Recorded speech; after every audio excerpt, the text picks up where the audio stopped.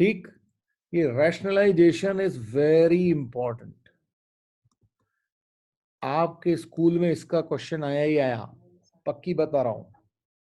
ठीक है, for example एक बहुत ही सिंपल सी चीज ले लें, 1/2 - √3। ठीक, अब रैशनलाइजेशन का मतलब ये होता है, या और सिंपल ले लें, मान लीजिए 1/√2 ले लेते हैं। तो रैशनलाइजेशन का मतलब होता है कि भाई डिनोमिनेटर में रूट नहीं दिखना चाहिए हमको। बड़ा सिंपल सा सोचने का तरीका है कि भाई डिनोमिनेटर में, ये सादित्य जी बिल्कुल इजी है, बहुत इजी है। ठीक है, तो डिनोमिनेटर में रूट नहीं दिखना चाहिए, तो क्या करें, भगा दें उसको। तो भाई उसको स्क्वायर कर दूं किसी तरीके से तो मेरा रूट गायब हो जाएगा, लेकिन स्क्वायर जबरदस्ती तो कर नहीं सकता, तो सेम ही क्वांटिटी से मल्टीप्लाई और डिवाइड कर दिया मैंने। तो अब √2 × √2 हो गया 2, तो यानी कि √2/2, बस ये रैशनलाइज हो गया जी आपका काम। ठीक है भाई,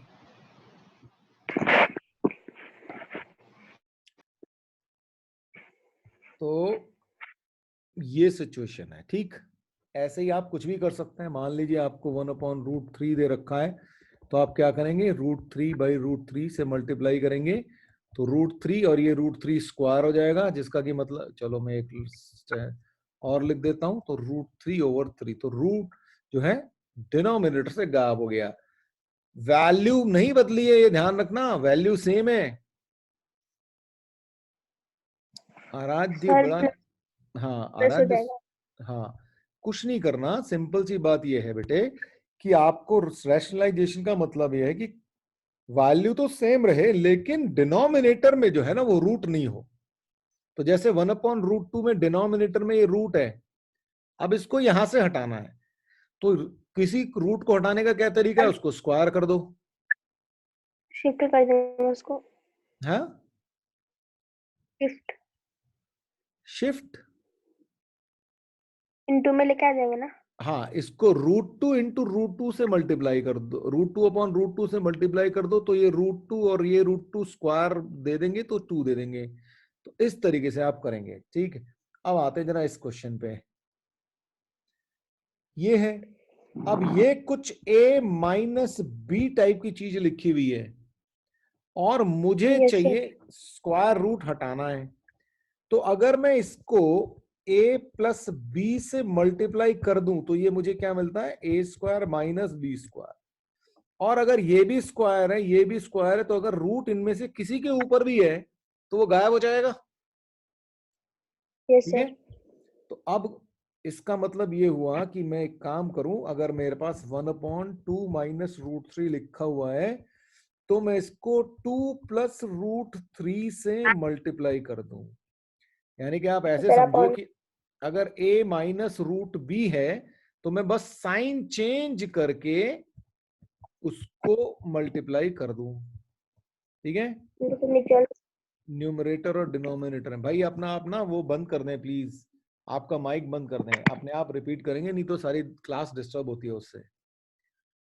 ठीक, तो ये हो गया। अब ऐसे आपने लिख दिया, अब देखिए हुआ क्या, डिनोमिनेटर में क्या हुआ, A - B और A+B, और न्यूमरेटर में कुछ नहीं होने वाला अब। तो ये सिचुएशन हो गई। डिनोमिनेटर में हो गया 2 स्क्वायर -√3 स्क्वायर, और ये हो गया 2 + √3 और A² यानी कि 4, 2 का स्क्वायर 4 और √3 का स्क्वायर 3। तो ये हो गया 2 + √3, क्योंकि 4 - 3 जो है वो 1 होता है। तो इस तरीके से आप किसी को भी रैशनलाइज कर सकते हैं। अब आप लोग मुझे बता दें यस और नो करके कि आपको समझ में आया कि नहीं आया। ठीक है, अब 1/3 - √5 दे रखा है, तो 3 + √5 से आप मल्टीप्लाई कर देंगे। लॉजिक आपको आई एम श्योर समझ में आ गया होगा, क्योंकि ये A - B है, तो आप A+B से मल्टीप्लाई कर रहे हैं, क्यों, ताकि A² और B² की टर्म्स मिल जाएं।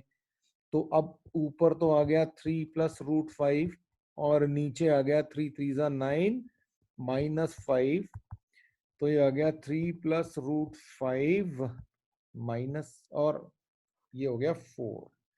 So this is the answer.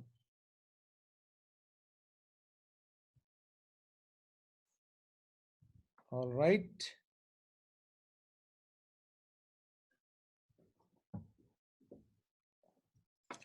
Clear है भाई?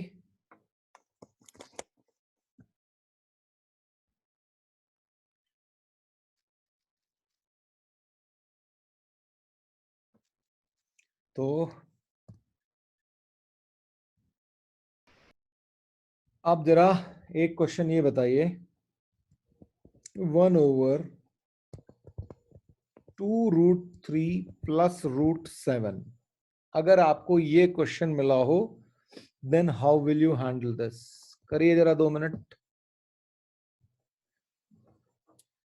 भाई देखिए, अब आपके पास a प्लस बी टाइप की टर्म मिली है, इसको a square minus B square बनाने के लिए a माइनस बी से मल्टीप्लाई करना होगा। तो आप क्या करेंगे, 2√3 माइनस रूट से नीचे, सॉरी ये तो प्लस वाला है, इसी में ही आप 2√3 माइनस 7 और 2√3 प्लस 7 से मल्टीप्लाई और डिवाइड कर देंगे।